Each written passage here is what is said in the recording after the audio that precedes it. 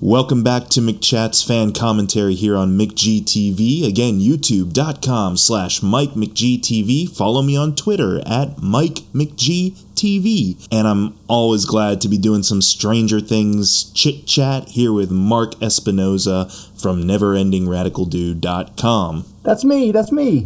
Hello. It's a Mark.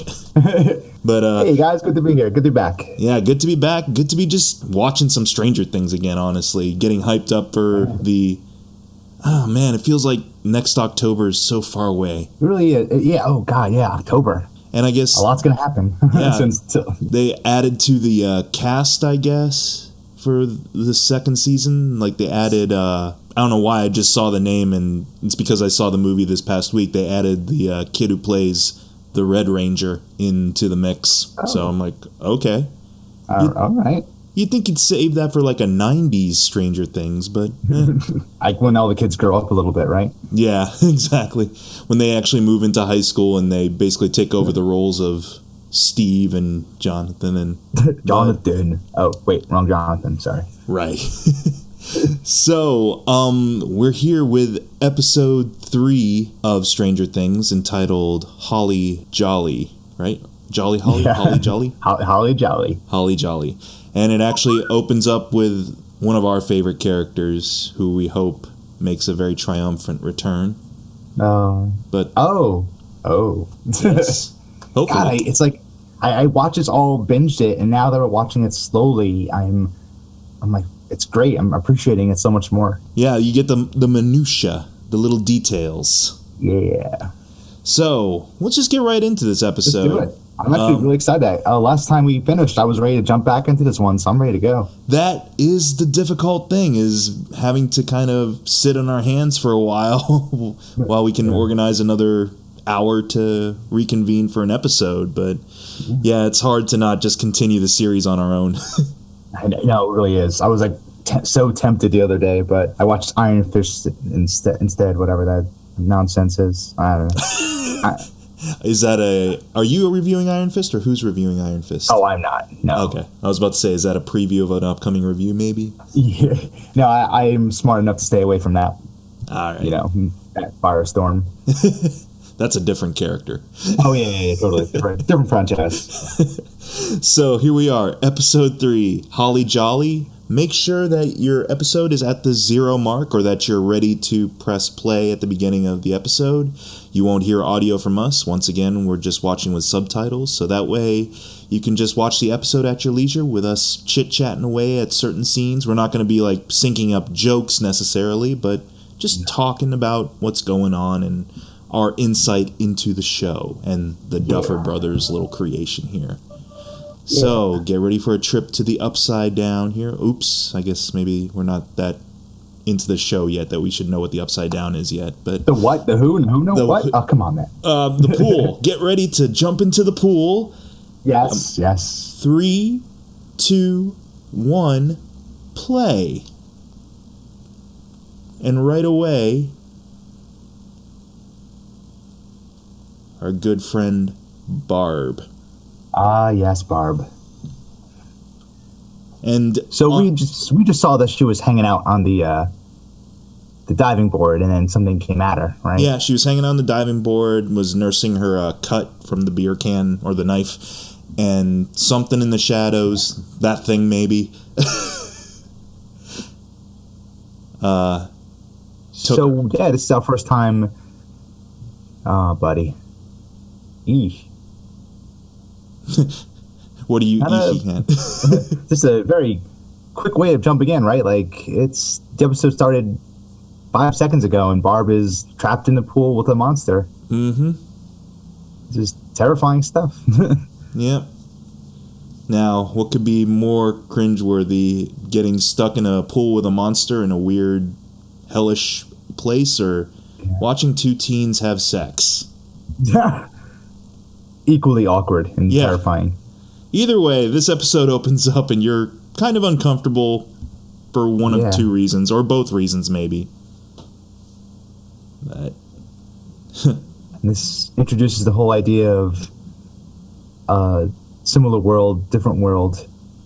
Something's going on. Yeah, like it's the same kind of setup, but slightly twisted, slightly different.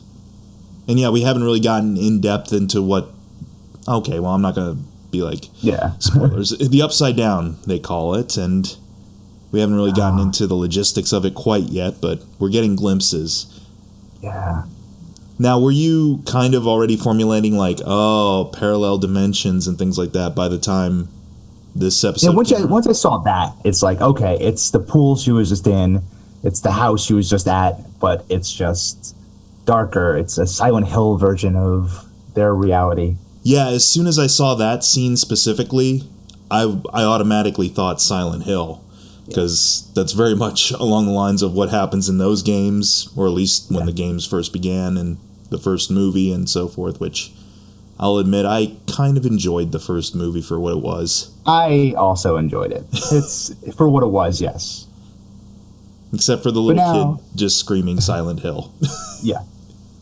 So now, in the last episode, 11 was taught, she did the whole thing with the game board upside down, right? So she was kind of hinting at kind of like a bigger idea. Yeah, like they haven't got our first glimpse in. Yeah, they haven't given it that name yet, I don't believe.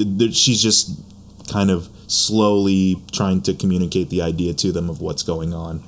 Now, do they ever actually say upside down in the TV show, or is that just something that we've all adopted? I think they do at one point. Oh, do they? I can't remember. We shall find out. Yeah. Without getting too far ahead, because, there's plenty to digest in this episode alone. Yeah. This is the beginning of, I feel like, the show going down a lot of paths where you think you know where it's going to go. Mm-hmm. Like, okay, well, he just wanted her for sex. He's a douche. It's that typical next morning brush off. Yeah, right? And he's like, come on, baby, go back to sleep. And I'm like, I knew what this was kind of thing, but I'm like, all right, it's an 80s film. It's hitting all the 80s points. Here we go, Yeah. And I mean, it plays with the tropes, definitely, where this kind of relationship, I guess, would either be brushed off to the side in favor of something else, or it would 16 candles the hell out of it. And I like this relationship with the family, too. And or at least her mom. But I like the scene with the mom. It's real. It's very real. Yeah. And it doesn't resolve in that Full House, everyone finds the perfect solution thing that 80s shows or 80s movies would try to do. And I also kind of dig that the mom is like, listen, I was a kid too. I get it. I wasn't born an adult who didn't understand how the way the world worked. Yeah. It's a very human moment for her, because the parents don't really get a lot of time to shine in this first season. Who knows if they'll get more development in the next season, but the mom definitely gets the mother load, pun intended, of drama. Meanwhile, I'm sure the dad's asleep on the lazy boy, or he's watching TV, let the kids be kids. Barbara, whatever her name is. No, she's not Barbara. Just chewing on a sandwich. Yeah. Whatever, honey. What do you want me to do? Whatever. You had it handled. We got 3 of them. Oh, yeah, they do.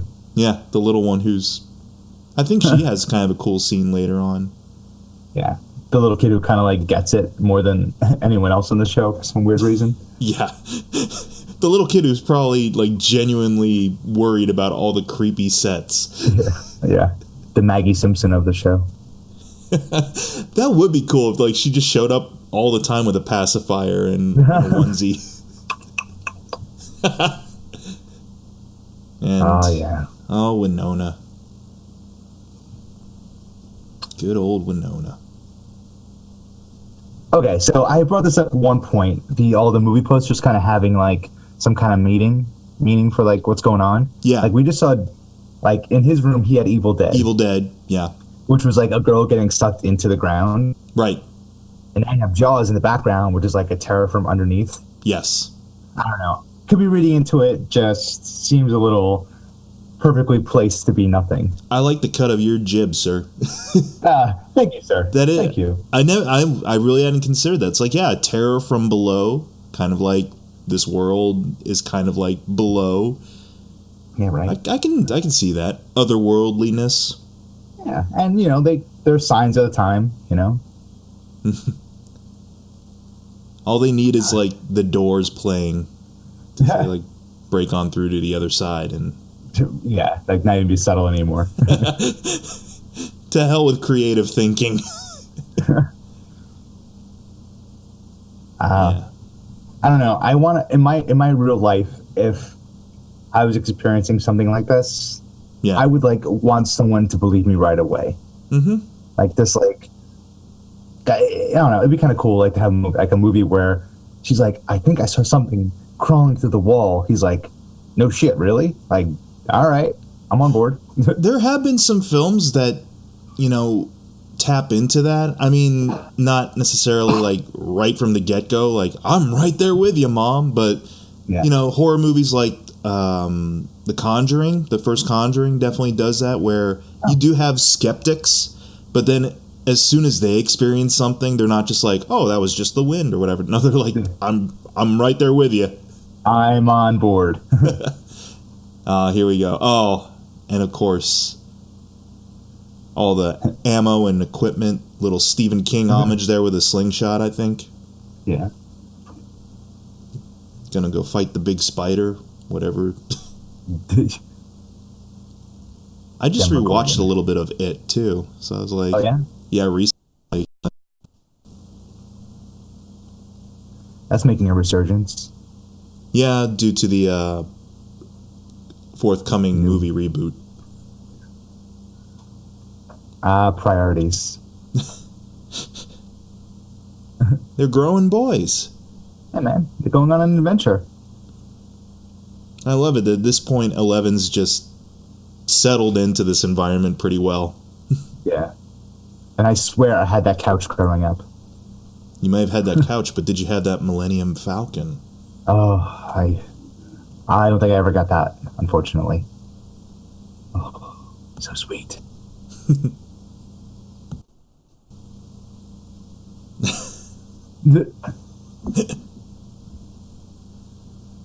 I just love... There is a payoff to the whole interaction at the end of the scene, too. Yeah. Just an awesome little kind of ominous, oh yeah, she's a badass in hiding. But they haven't really seen anything yet. No. Well, no, they witnessed, she can close the doors pretty forcefully with her mind. That's right. And she loves to bleed from the nose a lot, so... Well, yeah. Who doesn't? I mean, yeah. We've all had those days. It was the 80s. A good 50% of the adults were probably bleeding from the nose. For different reasons, but... That's awesome. We're not dating, just so you know. Just a gift. That's the 80s promise ring right there, is the Casio watch. Yeah, the all-purpose Casio watch. I still wear a Casio watch because I lose it every other day. I've gone through 3 in the past 2 years. Man. Oh, Nancy. Yeah, and then here comes the point, especially where he's still kind of charming, but you can tell douchiness levels are rising a little bit. Yeah, I kind of have expected him to just disappear at this point. Yeah, completely blow her off. But you have a feeling that there's something that's gone on because everyone's giving her the sideways glance and... Yeah, right. He bragged or something, but he didn't brag. If anything, it's his jackass friends who, I hope to God, get their comeuppance in the next season. Right? They're so horrible. I'm happy they're together because I don't want them to be ruining anybody else's life. Yeah, can you imagine if we had to dedicate an episode or 2 to following a story arc with them? Oh, boy. That would be the ultimate hat trick. If somehow the Duffer Brothers make his friends or his ex-friend, well, not getting too far ahead, his friends somehow likable. That's the true testament of their directorial skills, if they can make me like those two jerks. again, I want to like look at everything on the board. I'm like, what are they learning about? What are they reading? Right. What's happening? You have a feeling like there's so many little details laced throughout each scene. Yeah, I mean, because they wanted to make it so time appropriate that they put, you know, so much attention into like, okay, what would they be reading at this time? What would they be watching? But like, when you give them that kind of freedom, you're like, well, let's make it relevant to our story. You know, let's mess around with it. Let's play with it a little bit. But let's see if we can also play with the audience a little bit and say, like, this is a little bit of foreshadowing here. There's a reason this book's in the shelf. Yeah, right. Why they're reading this particular book for them. Good old Hop. He's I like the transition of like, you know, not really caring drunk cop to, well, I guess I got to step it up now, huh? That was a pretty quick transition from first one to third episode now. Like, he's turned around pretty fast. Yeah, but it's cool because they give you the idea that like you can tell that he has been out of it for so long. You know, like this is him coming out of it, but it was a long ride of him just phoning it in. Yeah, he plays it to his advantage too, especially with that interaction we just saw with the guard where he kind of says like, look, man, it's just our job. Yeah. But you can tell like there's genuine investment, like let's get to the bottom of this, but let's play it like we're just dumb bumpkins. There's that payoff. Yeah.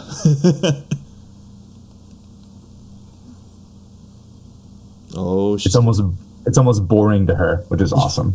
Yeah. Well, as you see in some flashbacks, levitating a toy. Yeah. That's level 1 stuff. Yeah. And the least traumatic thing that can happen to her at this point. Yeah, true. Between picking up radio signals and killing cats. Aw, that's right. I don't know. Did they show the cat killing yet? Not yet, I don't think. Okay. Oh, now she's going to do her best impression of, what's his name from X-Men Apocalypse. Oh, what is it? He's going to learn from the TV. Oh, yeah, Apocalypse. Sorry, that's out of all the things I remember from X-Men Apocalypse, which takes place in the 80s, around this time. Oh, He-Man.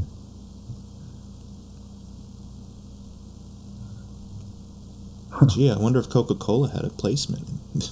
Oh, man, come on. The taste of a new generation. Oh, yeah, there you go. Yep.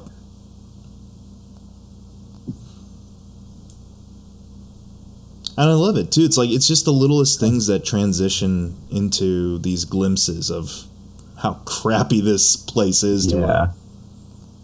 Oh, she got a can of Coke once. But not to drink. No. Of course not.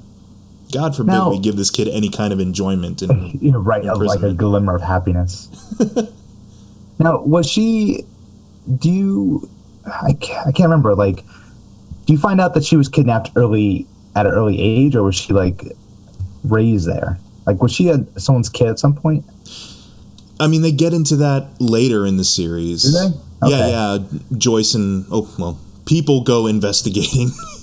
That's right. Okay. Oh, yeah, again, I don't know why I keep, like, censoring myself on spoiler stuff. If you're listening to this, you know what happens. Yeah, it's a free-range conversation. Yeah, when Joyce and Hop continue their own investigation, they discover, I believe what happened was that she was born, they discovered there was something different about her, and then because her mom was part of whatever experiments Matthew Modine was up to. I can't remember his character's name off the top of my head. Yeah, me either. Old gray hair. Old Modine. Old Modine. And this... Here we go. Here comes the montage that launched 1,000 memes. Yeah, the montage that launched 1,000 memes, and I'm sure is going to be the theme of many a Halloween party. This. Yes, totally. It's an all-purpose. Yeah, it's an all-purpose theme too, because you can just keep the lights up for Christmas. God, very smart though. I'll tell you. Joyce. Now, at what point, as the boss, do you kind of feel like, I understand. Tight spot, though. Yeah. Like, there's someone missing. It's like, well, it can't be a complete jerk about it all. Yeah. It's kind of funny, though, out of all the, I guess, quote-unquote, two-dimensional side characters, I kind of understand his reactions more so than anyone else. Yeah. He's like, I understand. It's hard right now, but Joyce... Put me in a real tight spot here, buddy. Put me in a real jam here.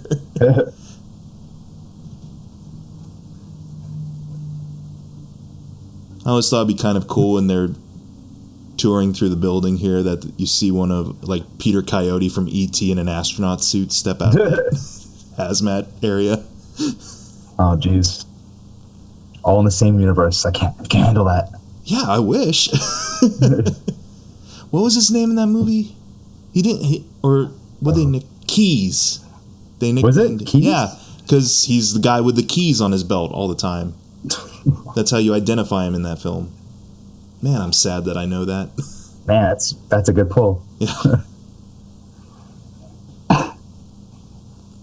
Yeah. What do you want from me, man? Just do my job. And speaking of two-dimensional characters. Lenny and Carl? Yeah, exactly. I don't know, Homer. Maybe the kid went missing. Yeah, maybe.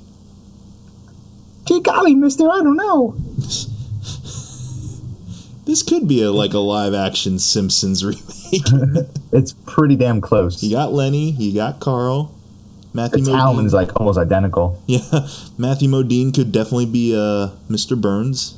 Yeah. Oh. Excellent. Take the upside down. 11's the little sister's Maggie. 11's Lisa. Of course.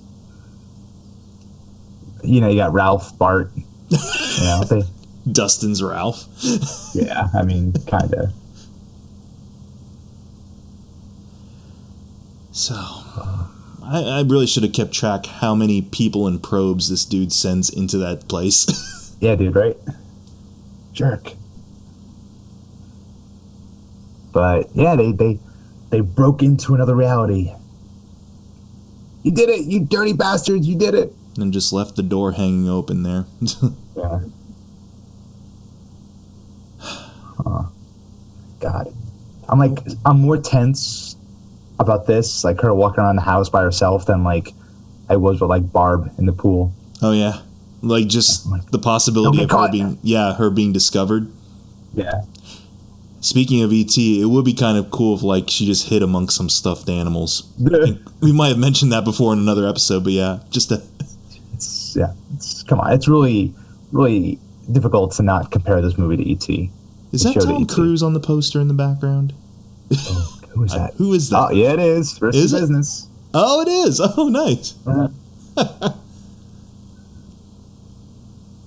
I think they actually go see Risky Business at some point. Or it's playing. Yeah, or it's on the marquee or something. Something or other. I like this. It's quiet stuff, but definitely character building and her. I love what her name, Millie Bobby Brown does here. She's a great young actress. It must be exhausting to always play wide-eyed. Wide-eyed, something's not right with this character. Yeah. And do it all just with face and no dialogue for the most part. She's killing it, though. So wait, does she recognize Barb? No. I don't know if she was just she doesn't have a constant connection to the Upside Down. Yeah. Well, because she was able to pick out Will out of a picture. True. Because I always kind of assumed they crossed over around the same time. Mm-hmm. But she might. I mean, her and the Demogorgon seem to have a connection, right? So maybe if Demogorgon connected with Barbara last night, then she also knows about Barbara? Yeah. Probably. Well, I know she kind of... Well, that plays into the show later on, but she doesn't seem to always play up an awareness of Barb more so than she does Will. Yeah. Well, I mean, she might know that one's a lost cause and the other one isn't. Well, the reason is because Will's the one actually reaching out because he can. Yeah. Because he's alive. Sorry. Or so we think. A little frustrating. It's like Jurassic Park 3. Mm-hmm. How that kid survived on an island full of dinosaurs for like 2 months by himself. Yeah. Like how? As I recall, it was due to collecting Tyrannosaur pee. How'd you get a hold of this? You don't want to know. Jinx. Come on. Yeah. Yeah. Especially when you establish a entity like the Demogorgon who just shows up at the faintest hint of blood. Yeah. That's, I mean, to think that Barb was the only one in that town bleeding at the moment. Yeah. I'm sure there was a butcher shop somewhere that was right. Or some dude cut his knee open. Yeah, someone skinned their knee, or someone broke their nose, or. Right. Oh, meanwhile, speaking of people I'd like to see more injured. Yeah, right. It's so bad. These shows. I mean, it's so bad, but it's so good that these shows are that compelling that I really want the stereotypical shallow bully to get his comeuppance. Yeah, badly. And the kid's 12. Oh. And they're terrible. Yeah. Man, kids, dude. I mean, you kind of buy it. Maybe not do so much to the time period, but do so much that this is a small town, and you expect a lot of backwards thinking folk in a small town. Yeah, their bullies are a little worse than most bullies. Oh, they're totally that dude from It, the bully from It, who's purely sadistic for the sake of being sadistic. They don't establish he's had a rough home life or anything like that. No. It's no, just a POS. Yeah, just a POS. And here's... Oh, buddy, what are you doing? Yeah. And here's the thing. I like Jonathan as a character, but definitely not too... I mean, he's a bright kid, but not, intuitive with regards to... I shouldn't hang up pictures of people I've been inadvertently snooping on. Yeah, and, at school. In front of the girl who has a quick connection to the dude. Come on, buddy. And he doesn't really even technically go there anymore. Yeah. Yeah, that's the thing. Earlier on, he was walking past the lunchroom, and it's you kind of wonder he doesn't go to school. He's dropping off posters. But of course, it was the 80s. People just came and went. Yeah, right. Yeah. On a whim. Oh, there's Maggie Simpson and Marge. Winona Ryder. I love the contrast between the two moms as well.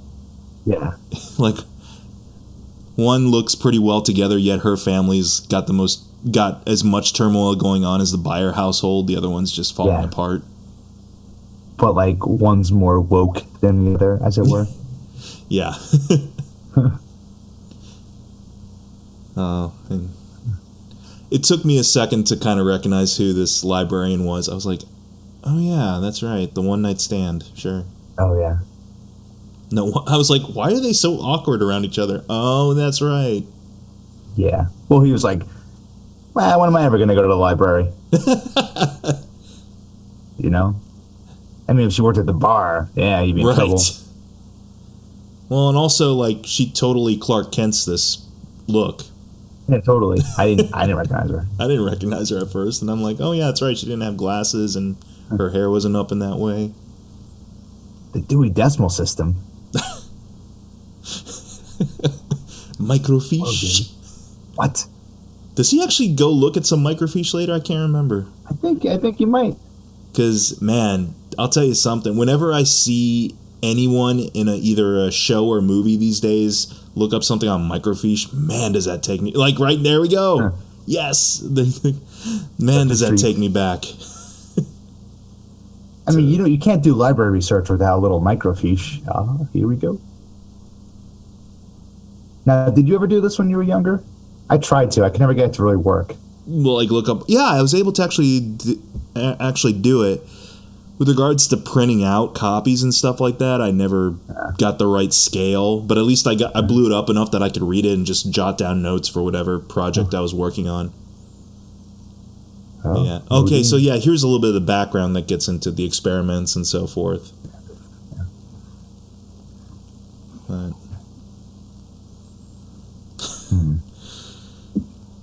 and at this point, Mike's mom has got to be like, where are the 50 cats she's hiding? Jesus. They're like the mummy cats underneath like piles of newspaper. What does that smell? Oh yeah. But even then, like at least in any other scenario, this would be, let's face it, eccentric. But I love that at least the characters are grounded enough that they'll acknowledge how weird she's being right now, but at the same time, she's like, she lost her kid. Yeah. She's entitled to be a little weird. She gets a little bit of a pass. Yeah. Oh, Maggie, don't do it. I don't even know if the kid's name is Maggie. Don't do it. But she's in on it. She knows what's up. Like, I wonder how, like what the direction would be, because how old would you gauge this kid? 3? Oh, God. 4? 3 maybe, yeah. Yeah. Like, do you just let her run? Be like, have someone say, go down the hallway, honey, and then just flash all these lights? Yeah. And just like, be amazed by it. Hope she doesn't have a seizure. Jeez, yeah. Jeez. I was thinking that.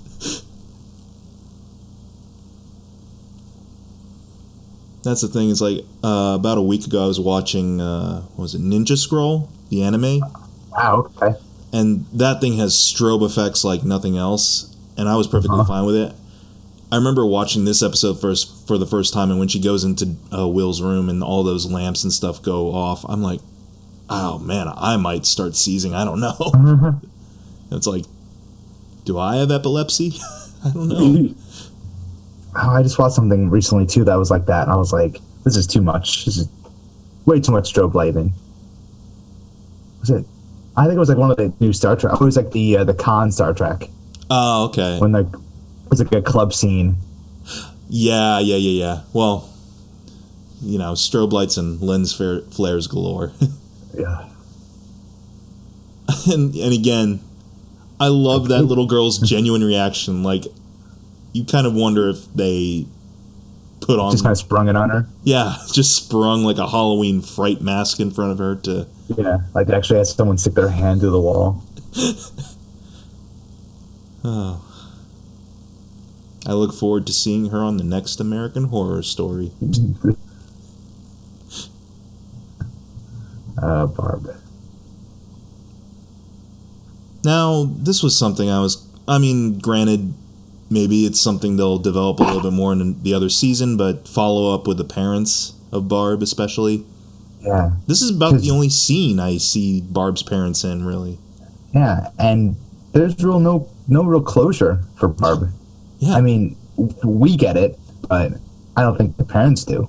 In universe, you never see some kind of acknowledgement after it's revealed what happens. But again... But the town does start looking for her, though, I believe. Yeah, that is true. There is an expanded search. Here we go. But also, they acknowledge, I think, 2 hunters go missing in the woods, too. So they've got, 5 people missing. And here's a big standoff. Mm.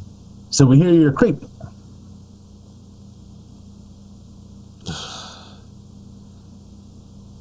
Buddy. I mean, this is very effective acting, I feel, because I felt extremely uncomfortable when I first saw this confrontation. Yeah. And it's weird because it's like, they're not wrong. Yeah, I get all sides of the argument here. Yeah. I feel bad for Jonathan because he's going through a rough time in general. I feel bad for Nancy, definitely. Yeah. And I kind of feel bad for Steve because I'd be a little pissed off too if I found out someone took pictures of me. Yeah, whilst being intimate with somebody. I know this looks bad. Yeah. I honestly, But then again, too, having these jackasses side with him is not helping. Yeah. I wouldn't go that far. I wouldn't go as far as to tempt breaking his equipment. Yeah. Dear. Again, it's like Steve's being a complete jerk, but God, I kind of agree with him a little bit. Yeah. His two friends are a little too into it. I mean, that's part of his arc, too, is he recognizes, man, I got to tone it down a little. And hanging out with you two anuses isn't helping.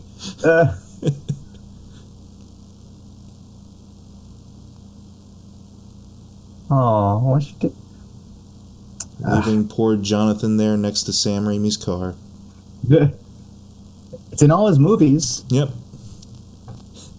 At this point in the show, Cliff Robertson's as Uncle Ben's like dead in the back seat or something. I don't know. Oh, I made myself feel bad on that because Cliff is actually dead.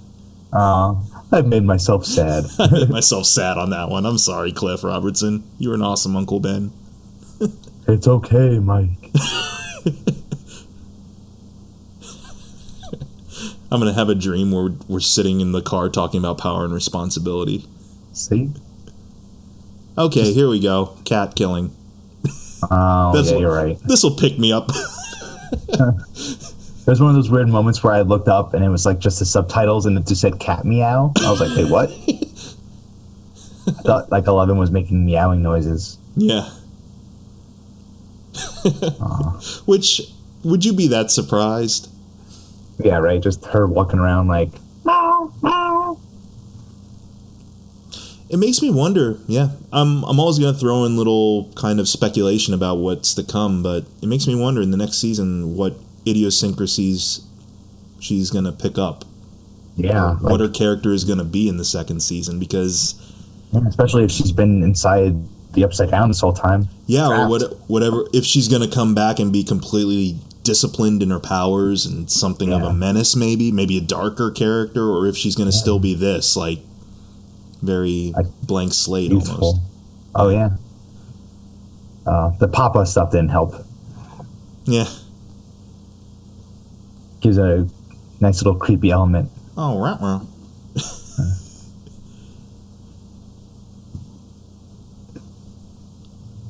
Badass. And I gotta love those little instinctual gestures. All it takes is a slight nod to snap a dude's neck, apparently. Yeah. Dude, the first guy got off easy. And of course, the one guy who doesn't, or the one guy who deserves it, doesn't get it. Those poor 9-to-5 dudes. Right? It's like the construction workers on the Death Star. Yeah. Are we gonna have that clerk? We're gonna have that clerks discussion now. Yeah. Hey, they were just guys working at a facility. Although they were like about to throw her in a closet, so they weren't exactly nice guys. Yeah. They had moral compunctions that they quieted, so they deserved it. Yeah. And I gotta admit, like, even though I know he's supposed to be the villain, he's very tender. Yeah, it's Matthew Modine, man. He's being very fatherly right now. He's fatherly when she murders people. I mean, I do kind of like when the villain, like his henchmen get killed, and he's just like, whatever. Have a cookie. Yeah, you did good, kid. And he like stepped over their like twisted corpses. Like, whatever. Can we bring? He speaks into an intercom. Can we have custodial up here? Yeah, we need to clean up on aisle 2. Bring some extra ammonia, please. And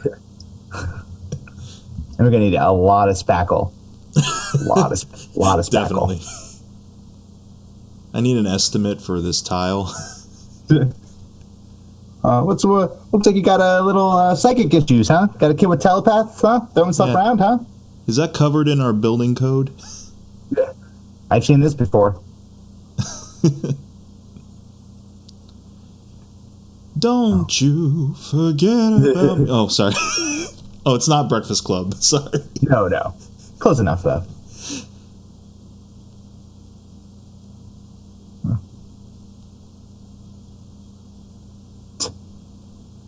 Still Steve, not a bad guy.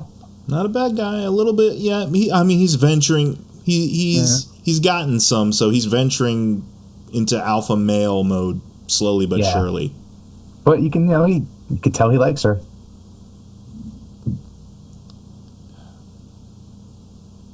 Tom Holland will be a great Spider-Man. Sorry, really. Whenever I see Steve now, I just see Tom Holland's face almost. Really, I see Andrew Garfield more. Yeah, I can see that more. So. The hair, definitely. God, Steve is like the ultimate Spider-Man. Pun intended. Aw. Awkward preteen flirting. Yeah.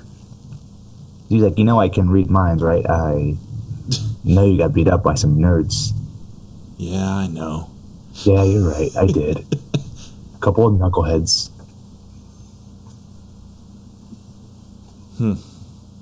I mean... So now, okay. Yeah. So, the friends. What's... God. So, what's... Mike, right?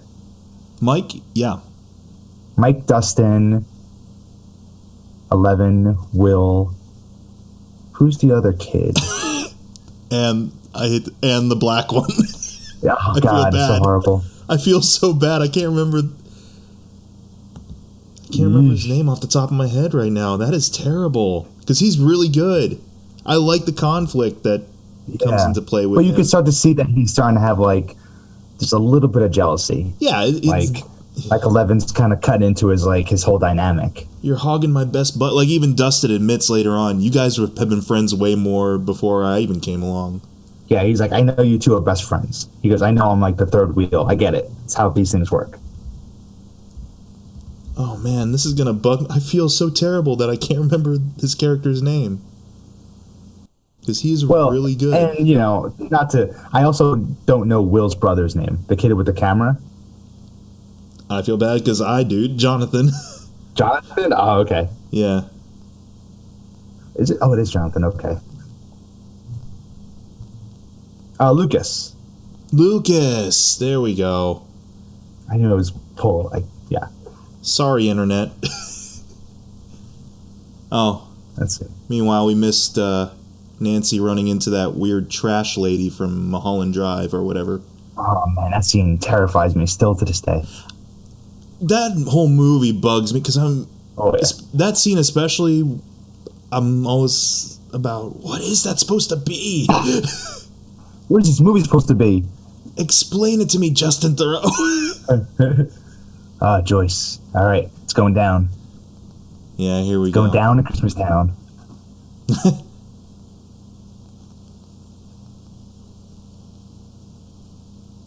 Creep. And again, this is a very inventive, very Spielbergian thing that would happen in those types of movies. Yeah. I really like it. I can't even remember what happened that made her realize that the lights work. Like, well, no, it was because... well, in the previous episode, it was because all the stuff was going haywire in his room. Okay. And so I think she kind of thought she instinctually knew that was his presence igniting all the electric apparatuses. I love it. She's cradling her son in a little ball of light. All right, I like that scene. Yeah, it's once I kind of understood what was happening, I was like, oh, that's really touching.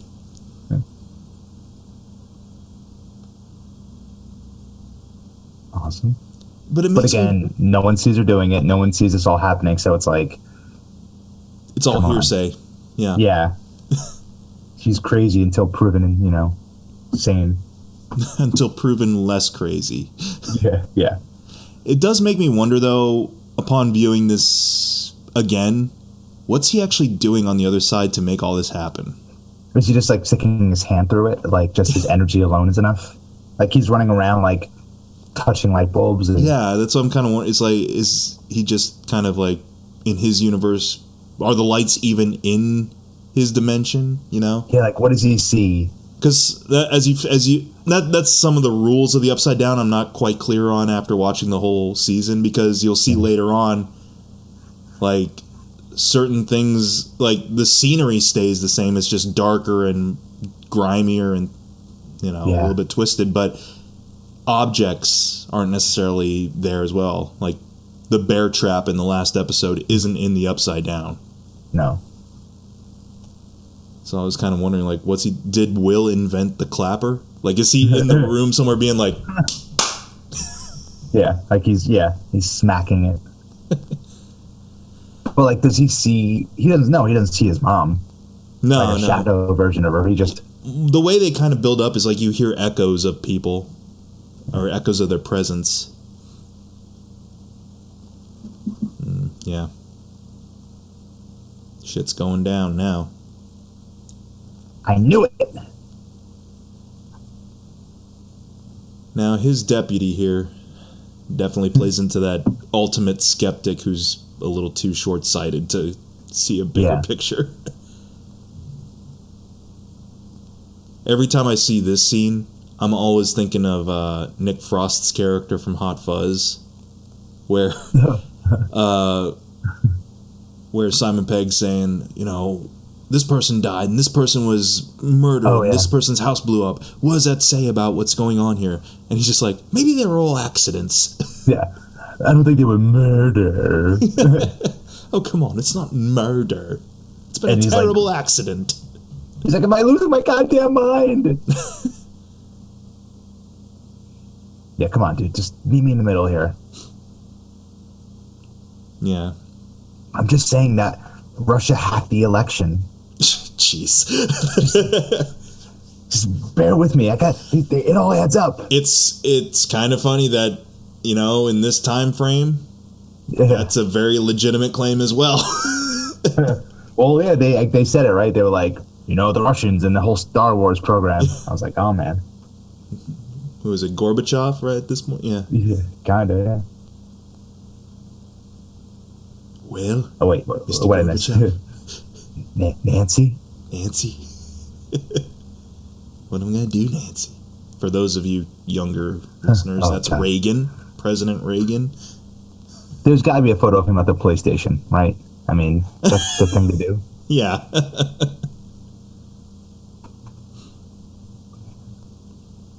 All right, I missed it. Why were they zooming off? Did they get the call about Barb? Yeah, I believe so. Or there was something with regards to it was, I believe, the turn the end of the episode has. Oh. Like they just got notified about something regarding that. Now, they're by the buyer's house right now. So Joyce is in there. Communicating with Christmas lights. Yeah, she's right inside the house. You'd think they might want to drop in and say hi at least, or tell her, hey, there's this girl here who claims to know Will. Yeah, this is that frustrating part in TV shows when, you wish two groups of people would just talk to each other. Yeah. Because they all have the information they need. Yeah. In retrospect, with this episode especially, I got that feeling of, she's right around the corner. Yeah. If you just went to her, because she would probably believe you, and you would probably believe her. Yeah. Yeah, she's right in the house there. Things would get sussed out a lot quicker. Ooh. I like this. This is a very clever idea. Despite the fact that she's frenzied as all hell right now, the fact that she's able to compose a very easy communication system. Yeah. For communicating with, another dimension. Yeah. She's a pioneer. She's the hidden figure of Stranger Things. This wall is a computer. Right here.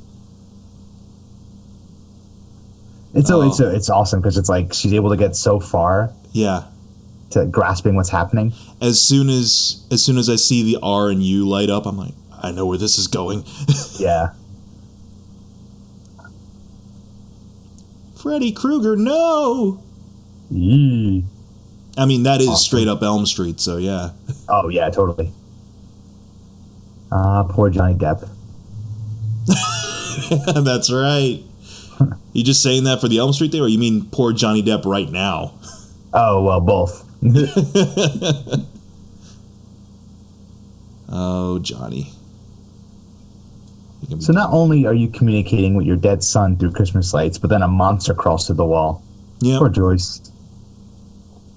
She's definitely not getting she's getting the short end of the stick on this whole situation, I think. It's times like that you kind of wish, mini DV cams were a thing in the 80s. God. She'd have to dig out her old clunker brick of recording camcorder, whatever. VHS She's like, look, it's video of a monster crawling through my wall. Yeah. Well, I'm convinced. Well, back in that day, there's no way you could be like, oh, that's special effects. Yeah. You have to be like, how'd they do that?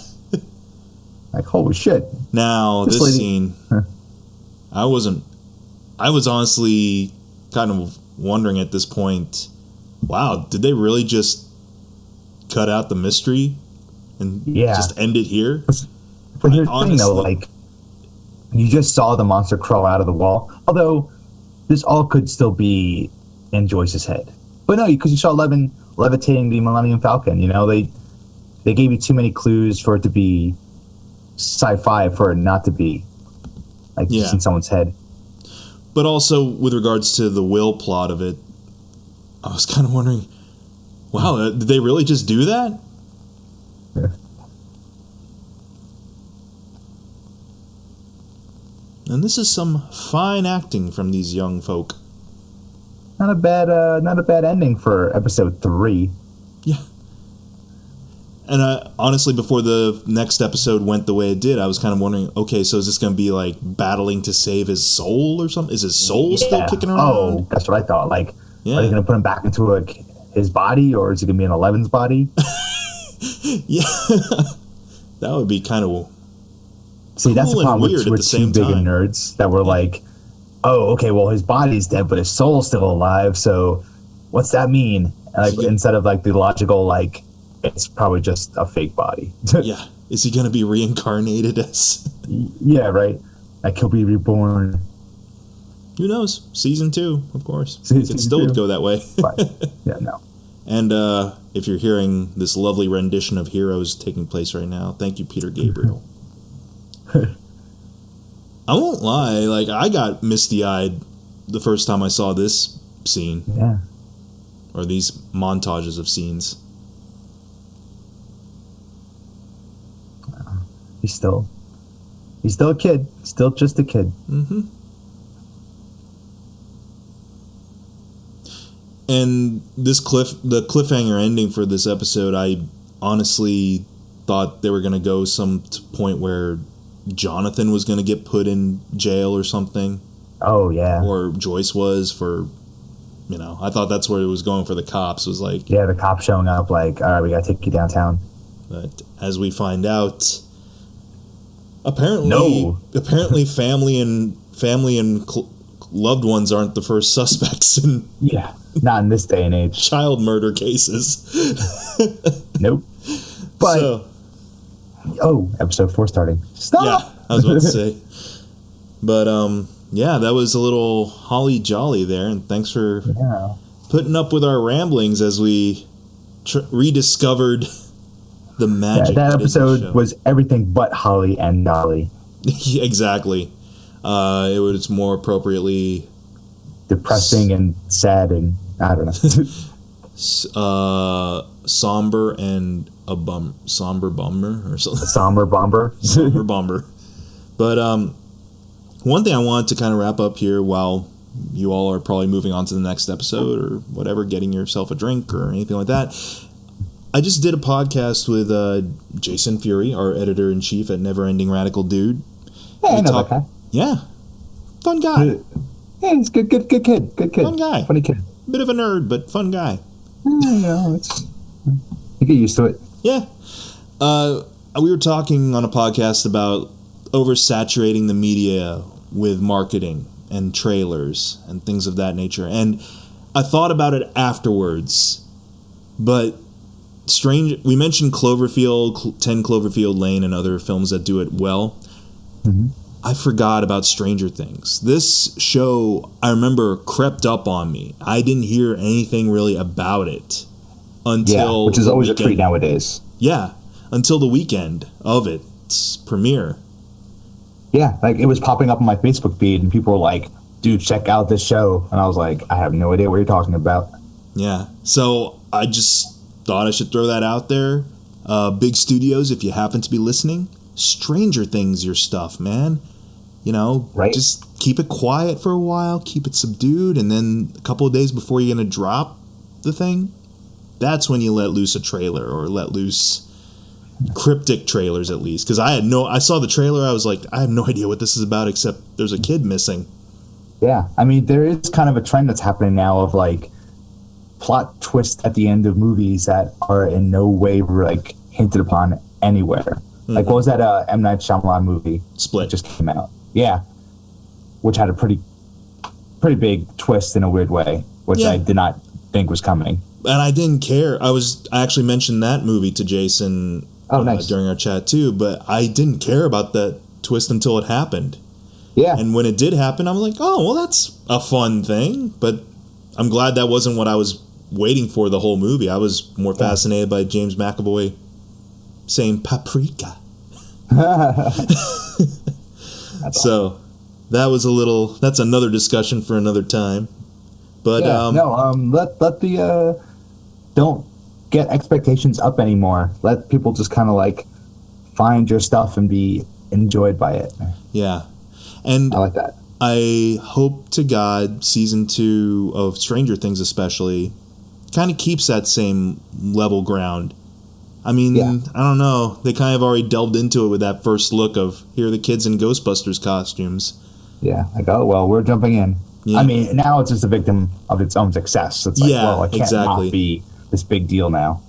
Yeah, exactly. It's like it's in the hype machine because we've hyped it up because it's that good. And it's that good, yeah. It totally deserves the hyping. So, hopefully season 2 holds up. We'll see. But until then, we got 5 more episodes to go. And next episode is called The Body. Yeah. If you couldn't tell from our chat, that body's not real. It's not real. It's real something. Real synthetic. Something strange about that thing. Yeah. It's a strange thing. It's a strange thing. All right. But I've seen stranger things. Oh, well, yeah. We all have. All right. Have we? Until next time, thank you, Mark from neverendingradicaldude.com. Any big articles coming up soon, or? I don't know. We'll have to see what happens. We have a lot happening this summer, but we got how many? We got Spider-Man, we got Guardians, we got. It's gonna be a big summer for the nerd people. So yeah, stay tuned. We have a lot of stuff coming out. Lots of stuff we gotta call dibs on. yeah, that too. Shit, right now I'm gonna have to do that.